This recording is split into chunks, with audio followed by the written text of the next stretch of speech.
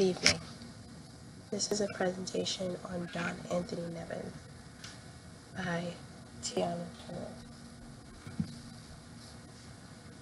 This is what John looked like. The table of contents includes an introduction, more about John Nevin, behavioral momentum, John's passions, journal articles by John Nevin, a quick look at reinforcement, mock interviews, and the importance of John Nevin's work. John Nevin was an American psychologist who participated in a lot of research. He was also a professor at the University of New Hampshire between 1962 and 2005, where he went on to publish 557 papers in GEAB and many others elsewhere. John was mostly known for his research in behavior momentum theory. John passed away at the age of 85 on September 23rd, 2018, due to pancreatic cancer.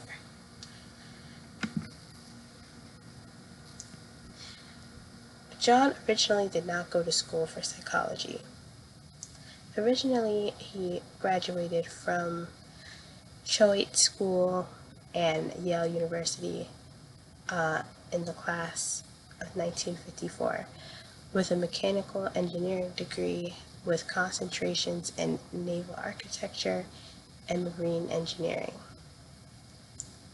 John served as a buoy tender, spar, and he later went on to be a commanding officer for patrol boat in Chesapeake Bay, and also an isolated station in Cape Athol, Greenland. And it was during his time in Greenland that he began to develop an interest in experimental psychology. Behavior momentum is a tendency for behavior to continue even after there has been a change in the environment. Nevin believed that behavioral momentum theory has various effects on reinforcement, on response rate, resistance to change, and preferences. Behavioral momentum theory is the foundation for many behavioral interventions that encompass strong rates of reinforcement. During his research, John began developing the concept of behavioral momentum when he went on to conduct research to branch out from the basic fact that the rate of persistence correlates with the rate of the reinforcer and the preference for the reinforcer. John was also known for his need to address social issues in his research and scholarly writings. He would often address discrimination as well as the overall well-being of humans while encompassing that into his works and his views on behavior. John participated in many different research opportunities. They often revolved around behavioral momentum, and they incorporated various aspects of psychology. John and his colleagues were able to prove that resistance to change and preference depend on the rate of response as well as specific reinforcer rates, and also provide a challenge toward independence of resistance to change and preference with respect to response rate proposed by behavioral momentum theory. John and his research partners found that the rate of reinforcement required to produce equal bias was calculated and plotted against intensity to generate utility function. The relative rate of reinforcement necessary to offset the bias induced by a shock was increasing the function of the shock's intensity. This proves that the reinforcement rate was more likely to cause a specific behavior as opposed to negative reinforcement of an electric shock, which helps add to the fact of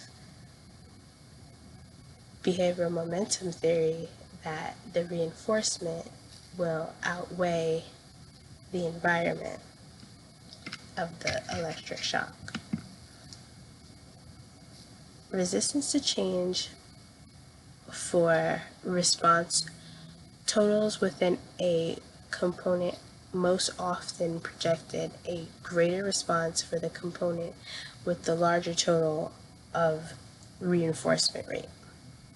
Resistance to change for response totals at specific locations did not provide a positive correlation toward reinforcement for pecking behavior. There was a weak negative relation to the rate of the total reinforcers with specific locations. These findings confirm determination of resistance to change by stimulus reinforcer contingencies. In a mock interview, if I was able to have a conversation with Mr. Nevin, I would like to ask him what happens when the reinforcer no longer provides its function as motivation and there's no other options that would act as motivation. What would be the new reinforcer? Would the environment then be able to affect the behavior more than the reinforcer, even if the reinforcer was working in the beginning and the environment was not affected? Would it have benefited the studies more if human subjects were presented more than animals?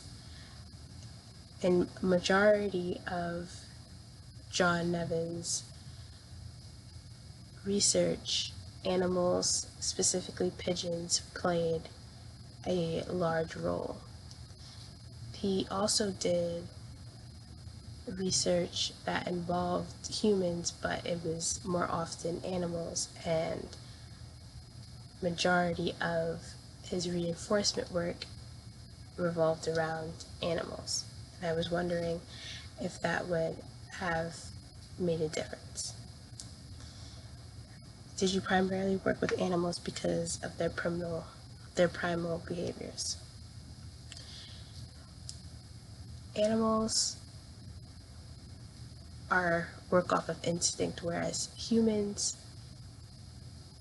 ask more questions. So was it easier to work with animals than it was to work with humans?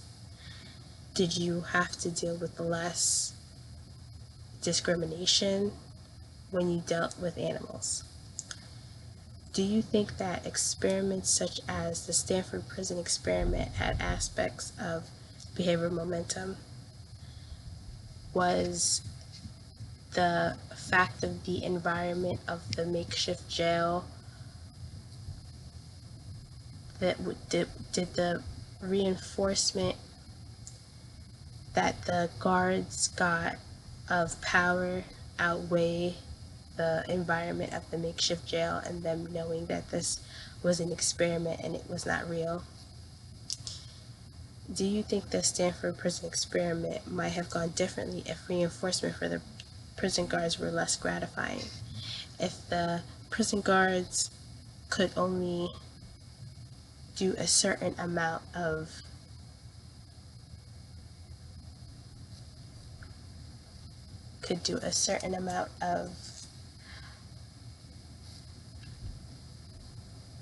orders toward the inmates, would that have made it so the experiment did not escalate in the way that it did?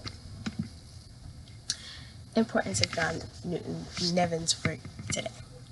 John Nevin worked with various researchers to help expand the behavioral momentum theory and prove the fact that a reinforcement can affect behavior more than a change in environment. John's views on behavioral momentum served as the foundation for other researchers to base their studies off of. John often participated in conferences and conventions in which he shared his thoughts and interests concerning psychology. And even though John has passed away, his theories and his thoughts regarding behavioral momentum and his feelings toward peace and conditional discrimination have lived on in the research and work of others.